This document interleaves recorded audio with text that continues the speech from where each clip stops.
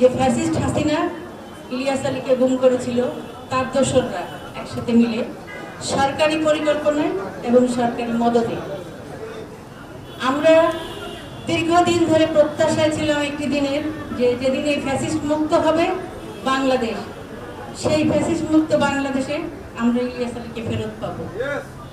আমরা প্রত্যাশা করেছিলাম যখন 24-এর 5ই আগস্টে যে ফ্যাসিবাদ মুক্ত হয়েছিলাম আমরা, সেই মুক্তি হওয়ার পরে যে অন্তর্বর্তীকালীন সরকার ক্ষমতা এসেছিল, তারা প্রথমে যে আন্তর্জাতিক সনদে সদস্য হিসেবে স্বাক্ষর করেছিলেন, গুম আন্তর্জাতিক সনদে স্বাক্ষর করেছিলেন এবং একটি গুম কমিশন করেছিলেন।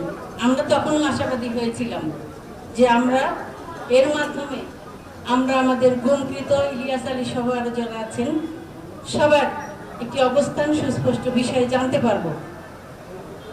কিন্তু দুঃখের বিষয়, আপনারা প্রায় 7 অতিবাহিত হয়ে যাচ্ছে, গুম কমিশনে আমরা আমাদের অভিযোগ দাখিল করেছি।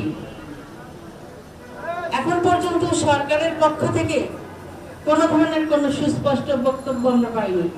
আমরা বিভিন্ন সামাজিক যোগাযোগ মাধ্যমে বিভিন্ন ধরনের মন্তব্য, বিভিন্ন ধরনের কথাবার্তা, বিভিন্ন মিডিয়ার মাধ্যমে, প্রিন্ট মিডিয়ার মাধ্যমে বিভিন্ন ধরনের, যেটা আসলে সঠিক কোনটা সঠিক সেটা আমরা আসলে বুঝতে পারি না।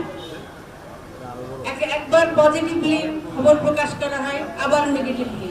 সম্প্রতি একটি খবর গুম কমিশনের থেকে, আন্তর্জাতিক অপরাধ ট্রাইব্যুনাল থেকে বলা হয়েছে যে বাংলাদেশের 100-রও বেশি লোক ভারতের কারাগারে বন্দী আছে। এটা হলো রিসেন্ট খবর। তো আমরা আসলে সত্যিই কনফিউজড। আর আমরা 13 বছর ধরে প্রতি বছরই এই গুম দিবস পালন করা, এইটা নিয়ে কথা বলা, আমরা ক্লান্ত হয়ে গেছি। আমরা চাই না যে ভবিষ্যতে যেন আমাদের এরকম একটি দিবস আবার পালন করতে হয়। আমরা বর্তমান সরকারের কাছে সুস্পষ্টভাবে জানতে চাই যে আপনারা আপনাদের গুম কমিশন, আন্তর্জাতিক ট্রাইব্যুনাল যেটাই গঠন করে থাকেন না কেন, গুমের বিষয়ে আপনারা কি করেছেন সেটা স্পষ্ট করুন।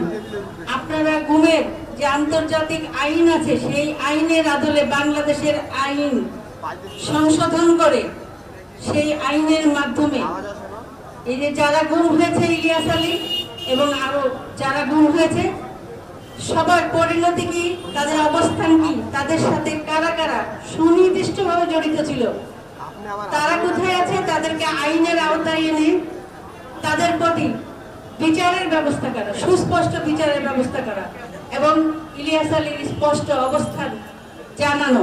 এটা সরকারের দায়িত্ব। যেহেতু সরকার, বর্তমান সরকার ক্ষমতায় আছে, তাদের কাছে আমি বিশেষভাবে অনুরোধ করব, এর একটি সমাপ্তি প্রয়োজন। সেই সমাপ্তির জন্য তারা দ্রুতই করে। এ ধরনের একটি বিষয় নিয়ে দীর্ঘদিন ধরে মানুষের জীবন চলতে পারে না। আর বাংলাদেশের বর্তমান অন্তর্বর্তীকালীন সরকার যে সংস্কারের কথা বলেছে, যে পরিবর্তনের অঙ্গীকার দিয়ে সরকার ক্ষমতায় এসেছে, সেটা যেন আমরা দৃশ্যমানভাবে দেখতে চাই, সেই প্রত্যাশা ব্যক্ত করছি। সবাই ইলিয়াস আলীর জন্য দোয়া করবেন। আমরা পরিবার এখনো প্রত্যাশা করি ইলিয়াস আলী আছে এবং একদিন ফেরত আসবে। সেই প্রত্যাশা যেন সঠিক হয়, সেই প্রত্যাশা সবার কাছে রাখছি। সবাই দোয়া ইলিয়াস আলীকে রাখবেন। সবাইকে ধন্যবাদ জানাচ্ছি। আসসালামু আলাইকুম। বেগম খালেদা জিয়ার সুস্থতা কামনা করছি। তারেক রহমান জিন্দাবাদ। ধন্যবাদ সবাইকে। আসসালামু আলাইকুম।